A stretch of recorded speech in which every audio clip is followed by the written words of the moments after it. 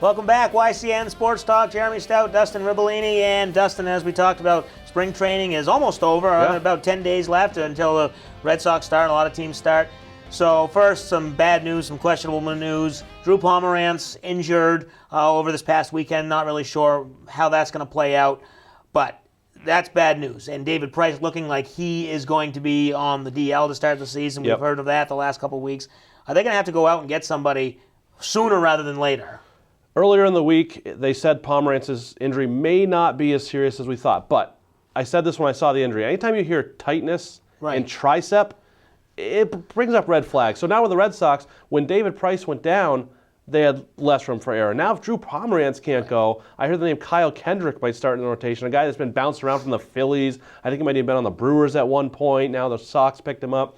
So it's going to be tough. I mean, because they don't have Henry Owens. I think that ship has sailed. Yeah. Brian Johnson, I don't think Brian Johnson's ready yet. So I think that they're going to start the season with potentially Pomerantz more in a bullpen role, or maybe they don't need a fifth starter till midway through April.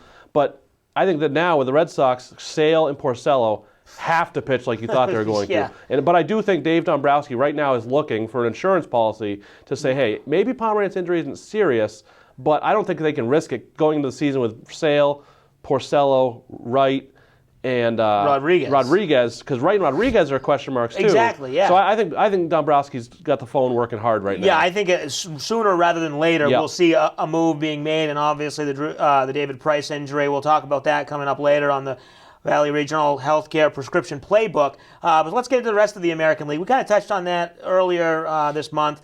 Go to the Central. It's clearly the Indians to lose. They're clearly the number one team. They've got some injuries. Jason Kipnis, their second baseman's out. Cody Anderson now, he's out for the year. Can a team like the Indians, playing all the way to the end of the World Series, as many innings, as many games as you can play, extra innings of Game 7, can that be a problem? Maybe not for the division, but later in the season. It could be. I mean, Andrew Miller has struggled in the WBC. They say maybe he threw too many innings last year. Jason Kipnis, their star second baseman, is now going to be out another 4 or 5 weeks before he even starts anything. So you're looking at May probably before he gets back. I think they'll still win this division only because I think this is the weakest division in baseball. Yeah. I think the Tigers are 84 to 85 win team, and everybody else is 80 or below, some in the 60s, even with the Twins and the White Sox. Right. So I still think the Indians run away with this division. Just, again, there's less room for error, but still, they have that starting rotation back. They got Edwin Encarnacion into that lineup. I still think the Indians are the team in the Central. Yeah, and it looks like the Indians, you can look at it positive or negative. Yeah, they went all the way to the end, and they used a lot of innings, so that could be a negative, but also they didn't have some of their pitchers there for some of that time. So some of them will be coming back more fresh than the others. So moving over to the American League West, maybe one of the better divisions in baseball for competitiveness. Obviously, Astros, everyone thought would win it after 2 years ago they did. The Rangers coming off. A lot of people are picking the Mariners. Who are you buying into? And is it the A's and the Angels, bringing up the rear? Yeah, I think this is a three-team race. I think the defending champ, the Rangers, still the team to beat, just because I think you have a full season of Yu Darvish and Cole Hamels together. You got Mike Napoli over from Cleveland, who's a very good sign, very good clubhouse guy. Red Sox fans know that.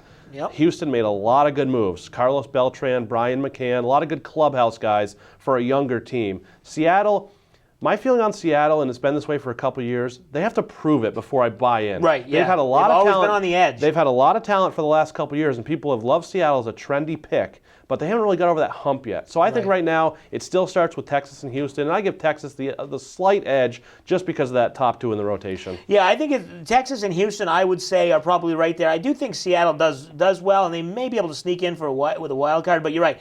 It's almost like, how often are we going to just keep saying, okay, well, Felix Hernandez is there and Robinson Cano? Yeah, they have decent years. Hernandez not so much. Right. But they should. But until they actually do it, we can't just keep saying, I remember it's like the Minnesota Vikings a number of years back. Everyone thought it was their year, it was their year, it was their year. It never was, because they had good players. But, all right, so if you're going to give me picks, Red Sox in the East, it looks like Tigers in the Central. Or Indians in the Central. Indians in the Central, excuse me. And then in the West, Rangers.